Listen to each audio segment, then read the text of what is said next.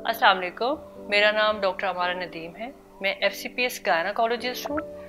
मैं हज़रत बड़ी सरकार हॉस्पिटल में एज सीनियर रजिस्ट्रार काम कर रही हूँ और consultant gynaecologist Gulberg medical centre में हूँ। आज की वीडियो बनाने का मकसद जो है आप लोगों को बांझपन के बारे में आगाही देंगे कि बांझपन क्या है और उसकी वजूहात क्या है, किन लोगों में ज़्यादा होता है और इसका हमें क्या इलाज करवाना चाहिए, कब इलाज करवाना चाहिए और इसके इलाज के क्या क्या तरीके हैं और पाकिस्तान में आप इसको कैसे आप सेंटर तक जा सकते हैं या इसके इलाज के लिए आपको क्या इन्फॉर्मेशन जो आगाही है आपको कैसे मदद दे सकती है।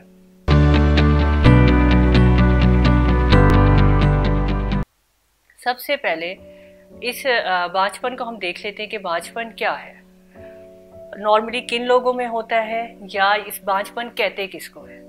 अगर आपकी शादी को 1 साल हो गया है और आप अपने मियाँ के साथ 1 साल मुसलसल रह रहे हैं और आपका हमल नहीं हुआ, इसको हम बांझपन में लेते हैं। और अगर ज़्यादातर लोगों का 80% जो लोग हैं वो शादी के पहले साल में उनको हमल ठहर जाता है या ज़्यादा से ज़्यादा 2 साल में 90% लोग खुद ब खुद उनके अंदर हमल ठहर जाता है। तो इसलिए आप लोगों को परेशान होने की ज़रूरत नहीं है। इस बात का बताने का मकसद ये है कि ये किन लोगों में कौन लोग परेशान होते हैं और जल्दी चले जाते हैं और अपना इलाज पहले से करा लेते हैं और अपनी बॉडी को डिस्टर्ब कर लेते हैं, या कुछ लोग बहुत लेट हो जाते हैं। अब इसकी मैं कुछ आपको मिसालें दे देती हूँ। सबसे पहले तो ये है कि शादी को 3 महीने हो गए हैं और मरीज़ आ जाते हैं और कहते हैं कि मेरी सास कह रही है आपको हमल नहीं ठहरा, तो आप हमें दवाइयाँ दें और मुझे पे बहुत प्रेशर है। तो आपको 3 महीने में आपने दवाइयाँ नहीं लेनी, आपने 1 साल इंतज़ार करना है, पहली बात। दूसरी बात, दूसरे मरीज़ कौन से होते हैं? दूसरे मरीज़ वो होते हैं जो जिनके हस्बैंड ने आए हुए होते हैं, 3 महीने शादी हुई और चले गए, फिर 3 साल बाद आए। 3 साल बाद आते ही उन पर प्रेशर होता है कि मेरी शादी को तो 3 साल हो गए डॉक्टर साहब, मेरा हमल नहीं ठहरा, आप मुझे दवाइयाँ दें। भाई आप 1 साल पूरा अपने मियाँ के साथ नहीं रही, हम आपको क्यों दवाइयाँ दें? हमें पता ही नहीं। आप में खुद भी अल्लाह ताला की तरफ से कुदरती 80% लोग खुद ही कंसीव करते हैं, तो ऐसे आपको जल्दी करने की ज़रूरत नहीं है।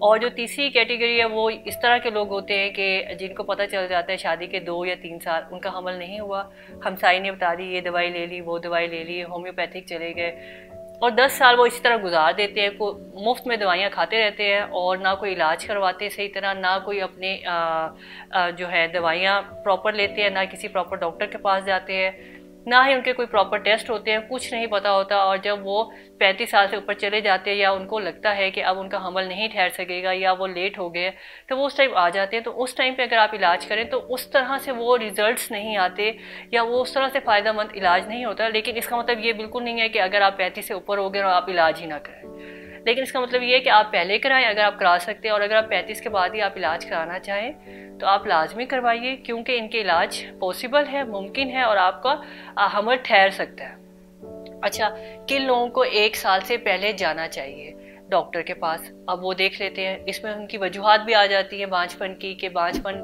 किन लोगों में होता है। इसमें जनाना भी हैं और मर्दाना वजूहात भी हैं। 40% लोगों में मर्दाना वजूहात की वजह से होता है और इसी तरह बाकी जो है 40% उसमें जनाना वजूहात। और बहुत सारे मरीज़ ऐसे भी होते हैं कि जिसमें दोनों हस्बैंड और वाइफ दोनों में प्रॉब्लम आ रही होती है और वो दवाइयों से ठीक हो सकती है, उसका इलाज मुमकिन होता है। और कुछ 10 से 15% लोग ऐसे होते हैं कि जिनमें कोई वजह नज़र नहीं आ रही होती है और वो अल्लाह ताला की या कुदरती तौर पर जो है उनमें हमल नहीं ठहर रहा होता। तो ये वजूहात है। तो आपको कब जाना चाहिए डॉक्टर के पास, कौन से ऐसे लोग हैं जिनको पहले जाना चाहिए? उनमें से कुछ जिनकी जिस तरह फीमेल हैं, जनाना मरीज़ हैं, वो 30 साल से ऊपर अगर 6 महीने तक हमल नहीं ठहरा उन्हें अपने डॉक्टर के पास जाना चाहिए। अच्छा, फिर बहुत सारे मरीज़ ऐसे हैं जिनको माहवारी के मसले होते हैं, माहवारी आपको नहीं आ रही, 40-45 दिन तक नहीं आए, वो नॉर्मल है। लेकिन अगर 2 से 3 महीने का मसला आ रहा है और ये लंबा चल रहा है तो आपको अपने डॉक्टर से 6 महीने, शादी के 6 महीने के अंदर या कभी इससे पहले भी, शादी से पहले भी अगर आपको मसले हैं तो अपने डॉक्टर से फौरी रजू करना चाहिए। या माहवारी में दर्द हो रही है या आपके ताल्लुकात में कोई मसला आ रहा है या इसके अलावा आपको लगता है या कभी आप किसी ने अल्ट्रासाउंड किया और आपको बताया रसोली है, या आपके हार्मोन्स का मसला है, वज़न बहुत ज़्यादा हो गया, एकदम से वज़न बहुत कम हो गया है, आपके बाल मुंह पे बहुत ज़्यादा आ गए, जिसे हम कहते हैं मर्दाना तरह के बाल आ गए हैं, मरीज़ आके कहता है कि दाढ़ी बन गई है मेरी, तो अगर इस तरह के मसले आ रहे हैं या मुंह पे बहुत दाने निकल रहे हैं तो ऐसे मरीजों के शादी से 6 महीने बाद ही डॉक्टर से कंसल्ट करना चाहिए। बेहतर तो ये है कि जब ये मसले शुरू हुए, शादी हो या ना हो, अपने डॉक्टर से रजू करें और इस मसले का हल ढूंढें ताकि आपकी बॉडी जो है एक तनासुब में आ जाए। ज़रूरी नहीं है कि आप शादी करें और उसके बाद आप जाए। तो ये मसला आपको जब भी हो, आपका वज़न बहुत ज़्यादा हो रहा है, कम हो रहा है, बहुत ज़्यादा कम हो रहा है, आपको कैसे अंदाज़ा होगा? आपके कपड़े खुले हो रहे हैं या आपको टाइट हो रहे हैं, वो फीमेल्स को बहुत ज़्यादा अंदाज़ा होता है। मुंह पे दाने निकल रहे हैं, बालों की ग्रोथ जो है बहुत ज़्यादा हो गई है, आपको वैक्स बहुत जल्दी करना पड़ रहा है या आप थ्रेड कर रहे हैं जो भी, तो उससे आपको अंदाज़ा हो जाएगा। तो ये वजूहत है जिसे हम पॉलीसिस्टिक ओवेरियन सिंड्रोम, जो मोस्ट कॉमन इसकी कॉज बताई जाती है। तो उसमें अगर आपको लग रहा है आपकी छाती से पानी आ रहा है, गिलर का मसला है, तो वो आप शादी से पहले भी जाके अपने टेस्ट वगैरह करवा के, अपने डॉक्टर से इलाज करवा के अपने हार्मोन्स को एक तनासुब में ला सकते हैं। और मर्दों का एक हम टेस्ट लेते हैं, वो एक पानी का टेस्ट होता है, उससे पता चल जाता है। उससे मर्दों की काफ़ी चीज़ों का अंदाज़ा हो जाता है कि इसको फर्दर क्या टेस्ट कराने चाहिए, और अगर वो ठीक है तो हमें किसी टेस्ट की ज़रूरत नहीं पड़ती।